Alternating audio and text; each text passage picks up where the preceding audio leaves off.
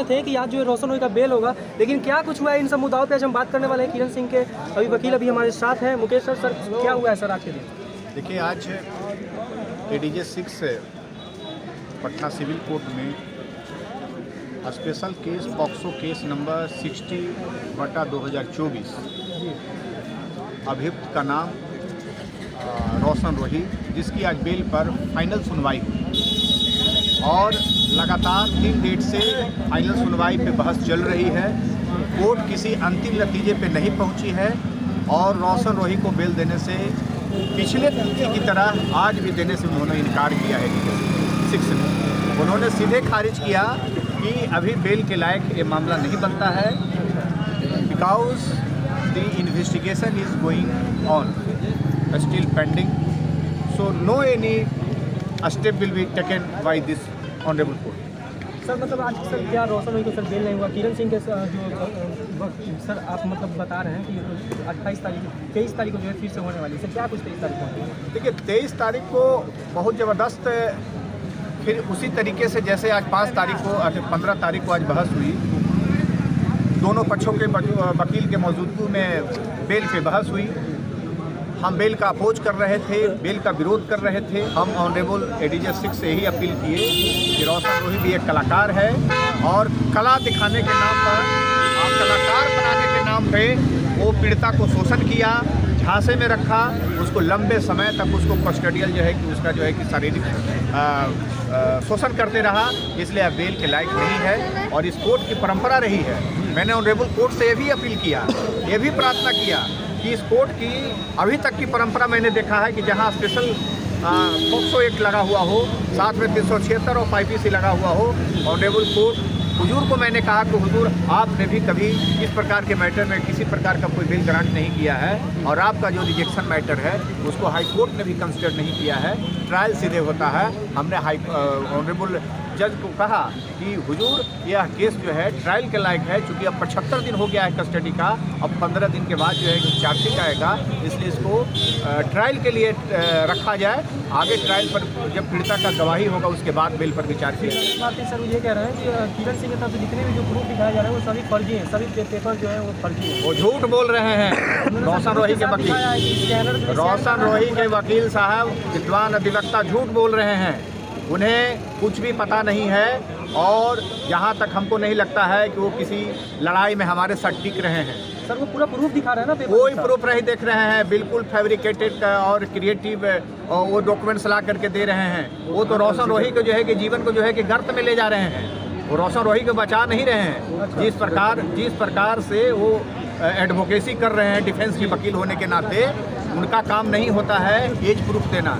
As proof देना होता है इन्फॉर्मेंट के वकील का, पीड़ित का वकील का, वो ही बना करके डुप्लीकेट ला करके जमा कर रहे हैं। बताइए, तो रोशन रोही को जो है कि फांसी के रास्ते पे लेके जा ही रहे हैं। वो कह रहे हैं कि किरण सिंह जो सर इधर देख के बोलिए, वो कहाँ हो जाएगी जब हम दे रहे हैं, प्रूफ दे रहे हैं कि उसकी उम्र जो है 17 बरस के अंदर में है, तो फिर कहाँ से जो है कि रोशन रोही को जो है कि न्याय की जो है कि गुहार लगा रहे हैं। उनके द्वारा जो कही गई बात है कोर्ट ने खारिज किया। यदि नहीं खारिज करता तो आज बताइए, पत्रकार बंधु आज 15 तारीख है, आज बेल की तारीख पे बहस न थी। किसी भी केस में 3, 4 और 5 डेट बेल पे बहस होती है, एक डेट पे बहस होती है, मेरिट पे बहस हुआ, दूसरा डेट हियरिंग जो है कि वो डायरी पे बहस होती है। आज तो डायरी भी पिछले ही डेट पर आ गया, आज भी हुआ। यदि बहस हो रही है तो समझिए कि विक्टिम के पक्ष में वो केस है। कोर्ट किसी अंतिम नतीजे पर इसलिए नहीं पहुंच रही है कि उसे ऐसा लगता है कि यदि जमानत पे अभी छोड़ दिया जाएगा तो चूंकि केस अभी इन्वेस्टिगेशन में चल रही है, पीड़िता को दबाया जा सकता है, पीड़िता को जान जोखिम में जा सकता है, गवाहों को प्रभावित किया जा सकता है। मैंने ये बात ऑनरेबल कोर्ट से कहा और उसकी आज भी बेल उसको नहीं अलाउ हुआ, अगले डेट एक्सटेंड कर दिया गया। फिर 23 तारीख को पुनः जज साहब इस मैटर को सुनेंगे। उनका कहना ये भी है कि 2007 में जब किरण सिंह का जब जन्म हुआ तो 2006 में एडमिशन कैसे हो गया? देखिए, इसके ऊपर से अब 2006 में नहीं हुआ है बंधु, हमारे पास डॉक्यूमेंट्स है, वो उसकी डॉक्यूमेंट्स मैं आपके सामने रख रहा हूँ जो मैंने कोर्ट को जो दिया है। उसकी एडमिशन 2012 में है।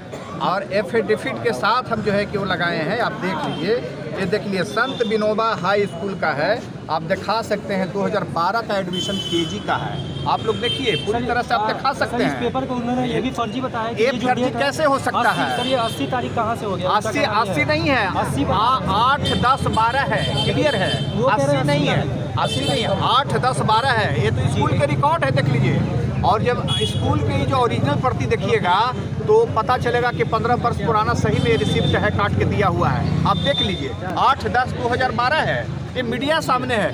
ये अभियुक्त के और बचाव पक्ष के वकील को बोलने से कुछ होगा? जो पीड़िता डॉक्यूमेंट्स दी है, जो एविडेंस लाई है, जो एज प्रूफ लाई है, वो कोर्ट में मान्य होगा। और बंधु आप जान लीजिए कि जे भी एक्ट कहता है उसका सेक्शन कि कोई भी इन्फॉर्मेंट या विक्टिम का एज का निर्धारण उसके या तो मेडिकल ग्राउंड पर होगा, या कोई शैक्षणिक प्रमाण पत्र होगा, या फिर मेडिकल बोर्ड जो स्थापित करके उसको एज बताया जाएगा। तो दोनों चीज़ों में तो आ गया है। मेडिकल बोर्ड ने भी इसकी उम्र जो है घटना के समय 16 से 17 वर्ष लिया है, और उसके शैक्षणिक प्रमाण पत्र में आ गया है। तो विक्टिम तो जुवेनाइल घोषित हो चुकी है, इसलिए अब पॉक्सो इस सेक्शन में हटने का कहीं कोई सवाल नहीं होता है। और रोशन रोही को फिलहाल इस केस में बेल नहीं होगा, क्योंकि हमने कहा है कि इस देश में गांधीनगर गुजरात में जो घटना हुई थी, बाबा आसाराम को देख लीजिए, गुरु के नाम पर राम रहीम को आप देख लीजिए, उन लोगों ने क्या कहा था? छोटी बच्चियों को बहला फुसला करके उस मध्य प्रदेश के छिंदवाड़ा जिला के 2 बच्चियों को बाबा आश्रम में जो है कहे थे कि मैं तुमको इस कुटिया का आश्रम का जो है कि मालकिन बना दूंगा। वो भी शादी का झांसा दिए थे। और धर्म के नाम पर इस प्रकार के कुकृत्य करने वाले को न्यायालय भी नहीं बख्शती है। न गुजरात के लोअर कोर्ट ने उसको बेल दिया था, और न ही गुजरात के हाई कोर्ट ने, और न ही सुप्रीम कोर्ट में आज तक जो है कि बाबा को जो है कि बाबा लोगों को बेल नहीं हुआ। ये भी रोशन रोही कलाकार हैं। डायरी में आ चुका है कि पीड़िता को कहा गया कि हम तुमको जो है कलाकार बना देंगे, और कलाकार के नाम पर उससे संबंध स्थापित किया। कलाकार, गुरु, धर्म गुरु यदि इस प्रकार की गलती करते हैं छोटे बच्चों और बच्चियों के साथ, तो उसको न्यायालय नहीं बख्शती है। और उसके लिए स्पेशल पॉक्सो एक्ट बना है, उसके तहत उसको जो है कि दंड मिलेगा। उसके साथ जो भी आईपीसी की धारा लगी है उसकी उस अधिनियम के साथ उसको पनिशमेंट मिलेगा। फिलहाल बेल की तो कोई गुंजाइश ही नहीं है। सर 2 दिन सर ये मामला चला है, तीसरा दिन 23 तारीख को इस मामले को रखा गया। सर क्या लगता है और भी डेट एक्सटेंड होगा या फिर उस दिन फाइनल हो जाएगा? क्या रिजेक्ट होगा? उस दिन रिजेक्ट हो जाएगा। अंतिम परिणाम जानिए कि यहाँ से बेल रिजेक्ट होगा। आप अभी जस्ट बोले हैं कि मेडिकल के आधार पे पीड़िता का जो एज है 16 से 17 साल है, तो वो आपके पास वो रिपोर्ट होगा, आप दिखा सकते हैं? हाँ बिल्कुल दिखा सकते हैं, हमारे पास वो रिपोर्ट है। मेडिकल के आधार पर पीड़िता का उम्र जो है 2023 में जो उसका एज हुआ है, वो फिजिकल एग्जामिनेशन देखिए, और जो उसका मेडिकल जो रिपोर्ट आया है वो हमारे केस डायरी में आ चुका है।